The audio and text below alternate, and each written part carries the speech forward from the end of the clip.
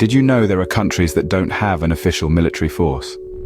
Indeed, there are quite a few that have chosen a different path, relying on diplomacy, international alliances, or local police forces for their security. Today, we delve into these fascinating nations and their unique circumstances. First on the list is the tiny Principality of Andorra, nestled in the Pyrenees between Spain and France. It has no standing army and has signed treaties with both its neighbors for protection. Its defense is the responsibility of unpaid volunteers, and its police force, the Somatan, handles internal security. Next up is Dominica, a beautiful island in the Caribbean. Dominica's defense responsibilities are handled by the Regional Security System, a collective defense agreement among Eastern Caribbean states. Another Caribbean gem, Grenada, similarly relies on the Regional Security System. Grenada has not had a military since the US intervention in 1983. Moving to the Pacific, we have Kiribati. This island nation relies on both its police force and Australia for its defense. Then there's Liechtenstein, a small European nation that abolished its army in 1868 due to the high cost. Today, it has agreements with Switzerland for its defense.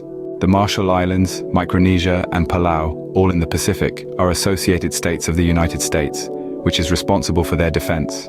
Nauru, the third smallest country in the world, has no armed forces, and Australia is responsible for its defense under an informal agreement.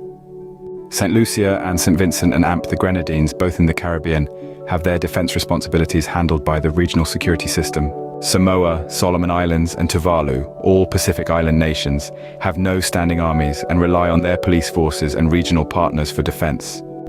Last but not least, Vatican City, the world's smallest independent state, has no conventional armed forces. Its defense is the responsibility of the Swiss Guard, a small force maintained by the Holy See that is responsible for the safety of the Pope.